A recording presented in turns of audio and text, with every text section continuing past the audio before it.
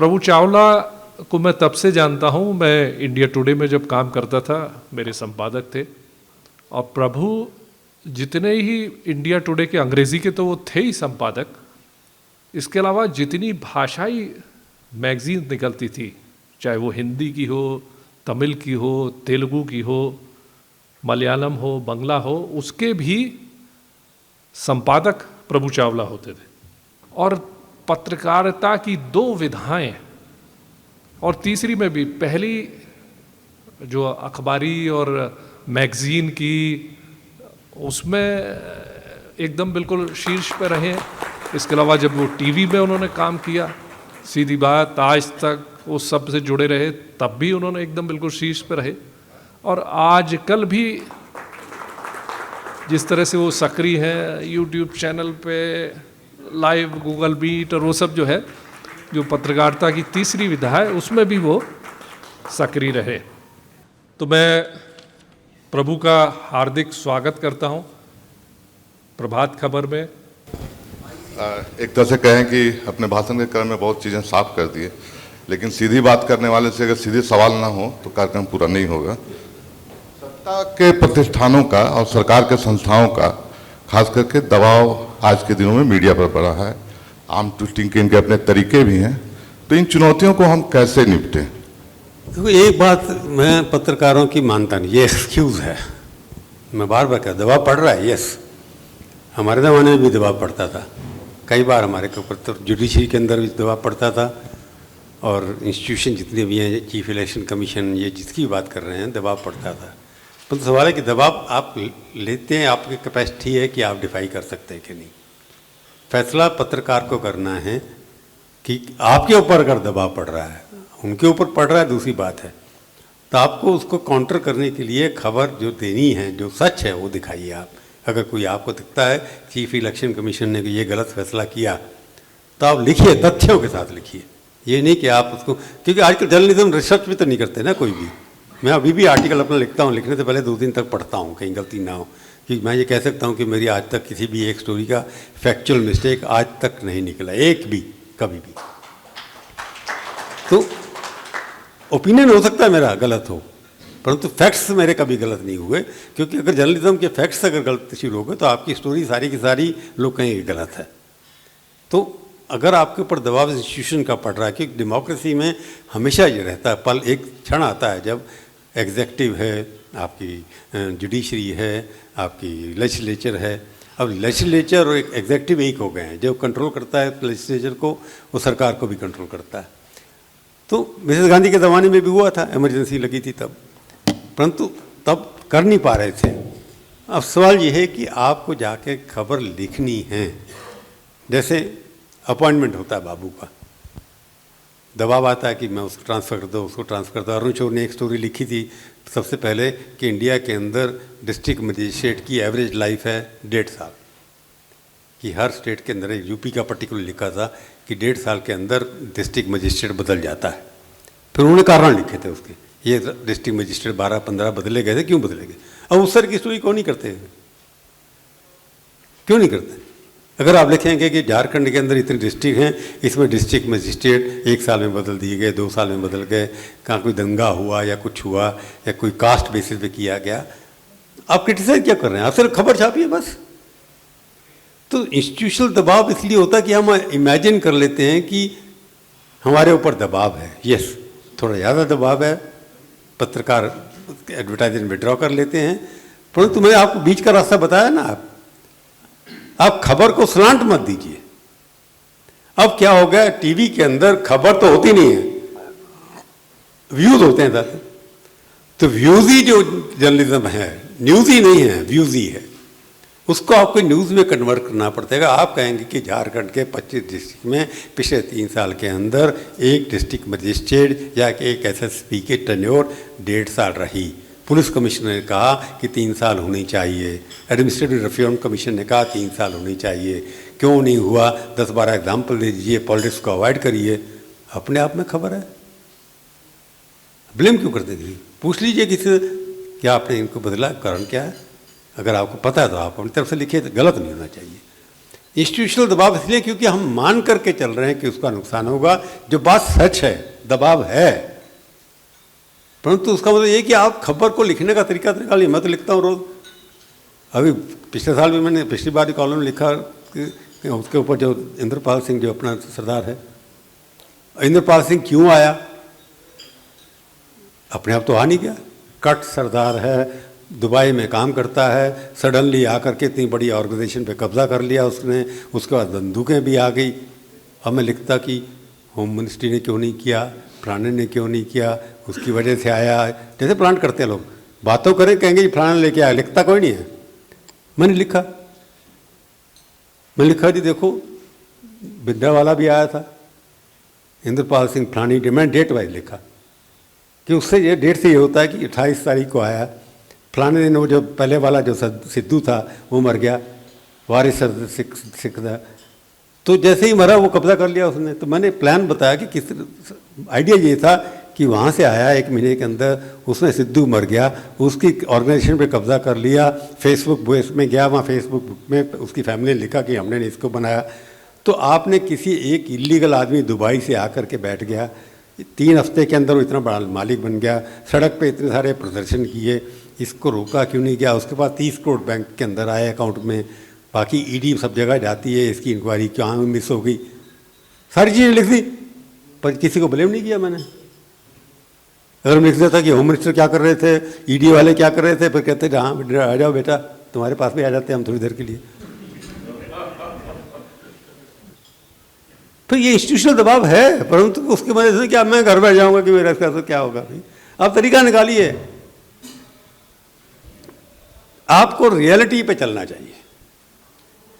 तो करंट के अगेंस्ट चलना जो है उसी को ताकत बोलते हैं भैया। और करंट के अगेंस्ट कैसे चलना है ताकि आप डूब ना जाएं, तो दोस्ता निकालना है आप किसी तरीके से। अभी आपने पत्रकारिता की ढेर सारी चुनौतियों की चर्चा की, फियर और फेवर इसकी भी बात की आपने। तो क्या लगता है कि वर्तमान दौर की जो पत्रकारिता है और पहले के दौर की जो एक पत्रकारिता थी, नो फियर नो फेवर, तो क्या वो संकट में है आज में? और उसी से संबंधित एक और बात यह है कि पूरे देश की जो मीडिया है एक तो 2 खेमों में बटी हुई दिख रही है, या तो आप इस तरफ खड़े हैं या फिर उस तरफ आप खड़े हैं। अगर नहीं भी आप खड़े हैं तो फिर आपको कहीं ना कहीं उसको खड़ा हुआ मान लिया जाएगा कि यहाँ पर है। मैं क्षमा करेंगे मेरे को आप, क्योंकि आपने वो पत्रकारिता जो आजकल की है ना, कंक्लूजन हेडलाइन पहले बनाती है, खबर बाद में से पड़ती है। मैंने कहीं देखी है हेडलाइन बना ली और खबरें हैं नहीं, वो जो फैक्ट्स इकट्ठे किए उससे बनते नहीं है। मैंने जब कहा कि हमारा नारा था फियर नन फेवर नन, मैं आपकी बात को आगे ले जा करके उस वक्त था fear none favour none in a particular reference, खबरों के मामले में। यू विल फियर ओनली जब आपने गलत लिखा, आप फेवर करिए अच्छे लोगों जो अच्छी खबर है। तो it was not exclusion of something.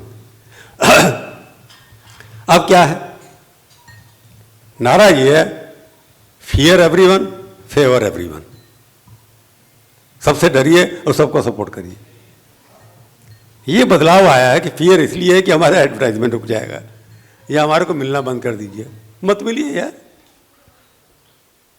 अब 8 साल हो गए इस गवर्नमेंट में, मैंने 15 प्रधानमंत्री कवर किए हैं। ये प्रधानमंत्री मेरे दोस्त थे, शुरू किया अपना, अब तो मैं मंत्री नहीं कह सकता।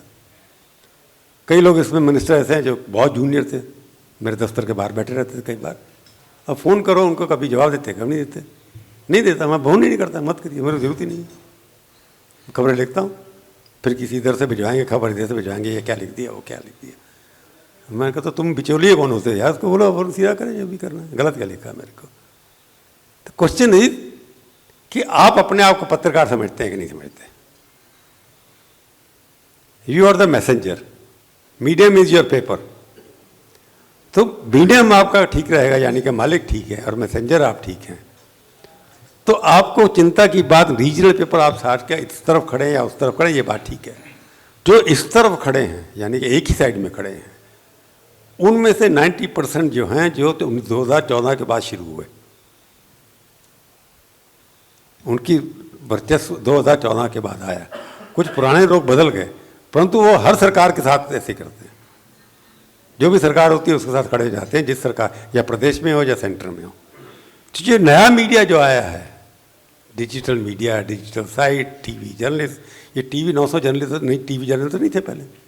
मैं बार बार सुन रहा हूँ, आप मीडिया को, टीवी को मीडिया मत समझिए। हम पत्रकारों ने मान लिया है कि मीडिया खराब है।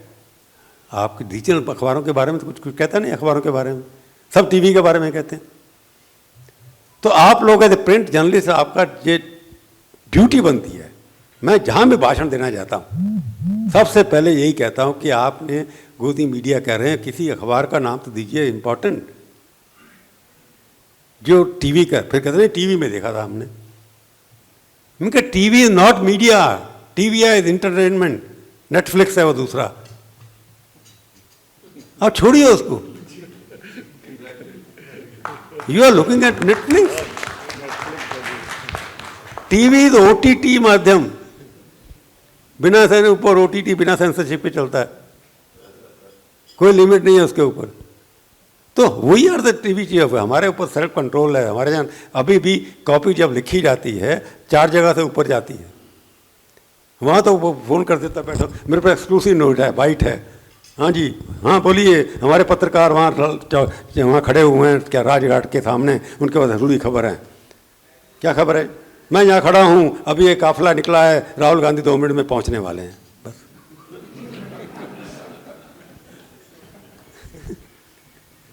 तो ये तो एंटरटेनमेंट है। तो ये जो है खबर कि अभी निकलने वाले हैं, अभी पहुंचने वाले हैं, अभी खाना खा रहे हैं, ये ओटीटी मॉडल है भाई। 2 मिनट के लिए देखा, एंटरटेनमेंट किया, नहीं तो खबर आती है ओटीटी पे चल रही, खत्म। Journalism is, print journalism is the only journalism all over the world, rest is entertainment. बाकी सारा का सारा एंटरटेनमेंट है, बाकी पिक्चर है वो सारी। फिर दूसरी उसमें कैरेक्टर बदले हुए हैं, उनको ज़रा उस तरह के शाहरुख खान नहीं है वहाँ, पर इंडिया मीडिया में बहुत है शाहरुख खान, तो वो भी बहुत। नमस्कार सर। सर, आज के दौर में जो आपने इंटरनेट और डिजिटल की बात की, तो इसको आप नई पत्रकारिता के दौर में आप इसको अपॉर्चुनिटी मानते हैं, थ्रेट मानते हैं, और कैसे इसको और बेटरमेंट के लिए किया जा सकता है? देखो, डिजिटल मीडिया में आप भी देख रहा था, अभी आप देखेंगे ट्विटर जैसे है। फॉर एग्जाम्पल, मैंने ट्विटर शुरू किया था काफ़ी साल पहले, और ट्विटर में कि एलन मस्क ने टेक ओवर कर लिया, तो वो भी बिजनेस हो गया एक किस्म से। अब प्राइम मिनिस्टर रोज़ उसके अंदर कम से कम prime minister office, prime minister से कनेक्टेड हैंडल, उनसे कनेक्टेड कम से कम 25-30 हैंडल हैं। PMO, PMI, पता नहीं क्या क्या है पड़े। जो प्रेस रिलीज रात को हमारे को आती है वो ट्विटर पे होती है, नई खबर कोई नहीं होती, क्योंकि कई खबरें उसमें से हम छापते नहीं हैं। तो उनका आइडिया बड़ा क्लियर है कि हमारी खबर नहीं छपी। इस प्राइम मिनिस्टर, इस बीजेपी का ये कि मैक्सिमाइज करिए, एम्पलीफाई करिए अपनी खबरों को। प्राइम मिनिस्टर की शक्ल हर बार दिखाइए, कि प्राइम मिनिस्टर का नाम हर बार लीजिए। बाकी चीफ मिनिस्टर दूसरी पार्टियों ने भी शुरू कर दिया उनकी नकल करना। तो मैं ट्विटर या सोशल मीडिया, डिजिटल मीडिया को बिल्कुल, क्योंकि जो लोग अखबार नहीं पढ़ते उसमें से कुछ लोग डिजिटल मीडिया पे देखते हैं। अखबार पढ़ना बंद कर धीरे धीरे बंद होता जा रहा है, क्योंकि अखबारों के अंदर उनको कोई नई चीज़ें मिलती नहीं हैं। अगर नई चीज़ें देंगे अखबार पढ़ेंगे, क्योंकि उनके पास टाइम होता है कई बार टाइम बिताने के लिए। आप लाउंज में बैठे हैं एयरपोर्ट के, तो अखबार ही पढ़ेंगे आप, कुछ ना कुछ, वहाँ क्या देखेंगे। तो डिजिटल मीडिया तो टेम्पररी फेज रहेगा, थोड़ा बढ़ेगा, क्योंकि जैसे जैसे पॉपुलेशन बढ़ेगी आपका हैंडसेट जो है लोग करना शुरू किया। अब मीडिया भी पेड होता चला जाएगा। डिजिटल मीडिया अभी तो फ्री है, अब धीरे धीरे गूगल वाले भी पैसे लेना शुरू कर रहे हैं। आपको ट्विटर अकाउंट को वेरीफाई करना, उसके पैसे अब $8 तो मेरे से मांगेंगे हर महीने वेरीफाइड अकाउंट के, मैं तो बंद कर दूंगा, मेरे को क्या फ़ायदा होता है। तो इसलिए डिजिटल मीडिया फ्री कभी भी नहीं चल सकता। अब आप देखिए 1.5 लाख लोग निकाल दिए गूगल ने, फेसबुक ने, टोटल मिलाकर के 5 लाख लोग इन बड़ी कंपनियों ने पैसे बनाए, निकाल दिए। तो एक पीक पे पहुंच गया ना, वो मॉडल सर्वाइव नहीं कर रहा वो अब, क्योंकि ये मॉडल कहीं विजिबल नहीं है ना, एसेट्स नहीं है। अखबार की बिल्डिंग तो है, इनके पास तो एक बिल्डिंग किराए पे ले लिया, बना ली, उसके बाद सारा वायरलेस है उनका। तो उसकी, क्योंकि जिस चीज़ की फाउंडेशन नहीं हो, वो फाउंडेशन किसकी नहीं होगी, वो गिरेगा एक दिन हवा में नहीं लटका सकते उसको आप। डिजिटल मीडिया लटका हुआ है हवा में। हमारा मीडिया जो फोर्थ पिलर कहा जाता था, अब तो बिल्डिंग बिना पिलर के बननी शुरू हो गई, तो क्या करोगे आप? तो फोर्थ पिलर इररिलेवेंट हो गया। तो डिजिटल मीडिया इतनी हाइप कर रखी है, क्योंकि प्राइम मिनिस्टर हमारे, लीडर हमारे डिजिटल मीडिया है कि वो सस्ता पड़ता है। अब जब महंगा होता जाएगा जैसे जैसे डिजिटल मीडिया, उसके हिसाब से, कि तनख्वाहें बहुत थी उन लोगों की, CEOs की $बिलियन में इसमें मिलती थी। तो डिजिटल मीडिया एक फ़ोन के ऊपर है। कंप्यूटर पे आप बिजनेस ज़्यादा करते हैं, डिजिटल मीडिया कम देखते हैं। Phone is the major source. अब जियो चला दिया उन्होंने, मुकेश अंबानी की हमारा चला दिया, और इतना बड़ा उनका अंपायर है, इसमें से कितने पैसे बनते हैं उनके? कुछ नहीं बनते, परंतु एक इन्फ्लुएंस है। दूसरा ये है कि you have the power to intercept क्या देख रहे हैं लोग, क्या कर रहे हैं। कई लोगों का ऑब्जेक्टिव है, गूगल को पता है मैं किसी जगह से कोई भी चेक करता हूँ, मेरा फ़ोन हज़ारों जगह चला जाता है, वो बेचते हैं। तो digital media is source of more income, creating, collecting information and selling it. They are not selling news, they are selling information about individuals. आपने ईमेल भरी, उसके बाद सारी चीज़ें उसके अंदर आ गई, सबको पता लगा कितनी उम्र है, कितने बच्चे हैं, क्या है। तो they are serving the consumer interest. आपको होटल भेजा, they are not giving you खबर। तो इसकी चिंता मत करें, डिजिटल मीडिया चलेगा, ठीक है। Thank you sir. तो अभी जो सवाल इंटरनेट की हुई थी, उससे ठीक उलट ही सवाल है एक तरह से, कि न्यू मीडिया और जो सोशल मीडिया है, वो जो दौर अभी है, उस दौर में सूचनाएं, खबरें और यहाँ तक कि उसका विश्लेषण भी पाठकों, दर्शकों तक तेज रफ्तार से पहुँचती है। तो इस कालखंड में प्रिंट मीडिया का भविष्य क्या रहेगा?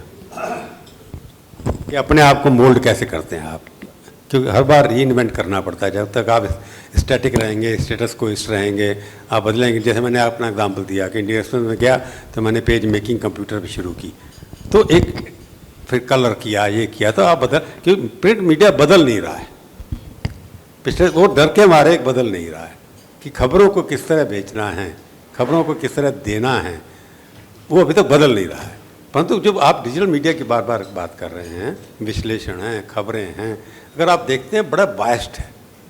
हम लोग तो फिर भी थोड़े इंडिपेंडेंट हैं। डिजिटल मीडिया पे हर आदमी का व्यू है, बिना व्यू के कुछ नहीं है वहाँ पर। यूट्यूबर भी आप देखते हैं, आपको इधर के भी मिलेंगे, इधर के भी मिलेंगे। अब 2 लाख किसी के व्यूअर आ रहे हैं, 3 लाख किसी के व्यूअर आ रहे हैं। मैं देखता हूँ ऐसे लोग हैं जिनके 3-3 लाख। मेरा यूट्यूब चैनल पर मैं डालता हूँ, कोई मेरे को कोई कभी 2000 मिल गए, कभी 3000 मिल गए, परंतु कोई और बच्चे जो डालते हैं उनको 3 लाख 4 लाख मिल रहे हैं। अब इसकी इन्वेस्टिगेशन मैंने की नहीं है कि जो हाइप वीडियो आते हैं, एक किस्म के वन साइडेड होते हैं, उनको व्यूअरशिप देने के पैसे देते हैं उनको। जिनको तनख्वाह 20,000 नहीं मिलती थी चैनल के अंदर, वो आज 2-2 लाख रुपये कमा रहे हैं यूट्यूब के माध्यम से। कोई ना कोई फोर्स काम कर रही है उनको एम्पलीफाई करने के लिए। एल्गोरिदम जो बनता है उनका, कि फीड किया जाता है पर्टिकुलर वर्ड्स की, इनको कैसे करना है। क्योंकि व्यूअर के अगर मेरे फॉलोअर नहीं बढ़ रहे, पिछले 5 साल के अंदर मेरे फॉलोअर 5,85,000 पे अटके हुए हैं। मेरे साथ जो बच्चे ठहरे उनके 1-2 मिलियन हो गए। पता नहीं क्या उनके अंदर होगा, हो सकता है अच्छी चीज़ हो। मैंने PhD कर लिया सोशल मीडिया पे। अब जब मैं लिखूंगा काफ़ी चीज़ें एक्सपोज हो जाएंगे उसके अंदर। अब प्रसन्न वाजपेयी मेरे रिपोर्टर से इतने उनके व्यूअर आते हैं 10-10 लाख, 8-8 लाख। मेरे को कोई भी इम्पोर्टेंट आदमी जो डिसीजन मेकर हो, किसी ने बताया हो कि मैंने वाजपेयी का ये पढ़ा, व्हाट्सएप ग्रुप पे कई बार आता है कुछ, तो मैं जंगल में मोर नाचा किसने देखा भाई? ये डिजिटल मीडिया जंगल है साला, उसमें कई घूम रहे मोर, सब डांस कर रहे हैं अपना अपना, देखते। प्रभातखबर.com, विश्वास वही, रफ्तार नहीं।